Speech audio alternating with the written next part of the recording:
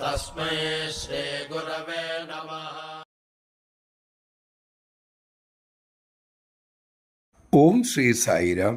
ഭജന ഹാളിൽ ഭഗവാൻ അവസാന വർഷ ബിരുദത്തിന് പഠിക്കുന്ന കുട്ടികൾക്കൊപ്പം. സ്വാമി ചോദിച്ചു, നിങ്ങൾക്ക് എന്തെങ്കിലും എന്നോട് ചോദിക്കാനുണ്ടോ? ഒരു വിദ്യാർത്ഥി ചോദിച്ചു, സ്വാമി, ഞങ്ങൾ നേടേണ്ടത് മോക്ഷമാണെന്ന് ഞങ്ങൾക്കെല്ലാം അറിയാം. അതിനപ്പുറം ഒന്നുമില്ല എന്നും അറിഞ്ഞിട്ടുണ്ട്. സ്വാമി, അവിടുന്ന് കരുണാസാഗരമല്ലേ? എന്തുകൊണ്ട് ഭഗവാൻ ഞങ്ങൾക്കെല്ലാവർക്കും മോക്ഷം നൽകുന്നില്ല? സ്വാമി ചോദ്യത്തിനോട് ഉദൻ പ്രതികരിച്ചില്ല. മറ്റു ചില കാര്യങ്ങൾ ഒക്കെ സംസാരിച്ചു. അതിനുശേഷം ഭഗവാൻ മറ്റൊരു വിദ്യാർത്ഥിയോട് ചോദിച്ചു, നിനക്കെന്താണ് ആഗ്രഹം? അയാൾ ഉടൻ പറഞ്ഞു, സ്വാമി, എനിക്കൊരു ജന്മം കൂടി വേണം. ഭഗവാൻ അത്ഭുതത്തോടെ ചോദിച്ചു, ഒരു ജന്മം കൂടിയോ? എന്തിന്?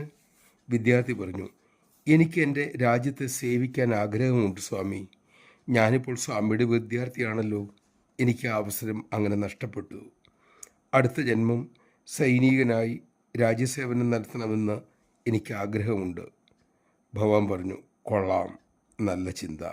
അതിനുശേഷം ഭഗവാൻ മോക്ഷത്തെക്കുറിച്ച് ആദ്യം ചോദിച്ച വിദ്യാർത്ഥിയോട് സംസാരിക്കാൻ തുടങ്ങി. നീ കേട്ടില്ലേ ഇപ്പോൾ അവൻ പറഞ്ഞത്?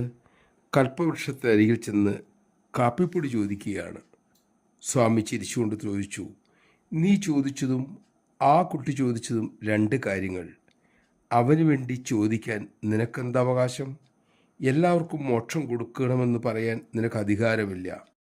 അയാളാണ് അത് പറയേണ്ടത്. എനിക്ക് മതിയായി സ്വാമി, എന്നെ സ്വതന്ത്രനാക്കൂ. അപ്പോൾ ഞാൻ അവനോട് പറയും, തഥാസ്തു. ജയ് സായിരാം. പ്രാർത്ഥന ഈശ്വരനോട് നേരിട്ടുള്ള സംഭാഷണമാണ്. ഓരോരുത്തർക്കും വേണ്ടത് അവർ തന്നെ ചോദിക്കട്ടെ. പ്രത്യേകിച്ച് ആധ്യാത്മിക കാര്യങ്ങൾ. പൊതുവായി നമുക്ക് പ്രാർത്ഥിക്കാനുള്ളത് ലോകാ സമസ്ത സുഖിനോ ഭവന്തു എന്ന് മാത്രമാണ്.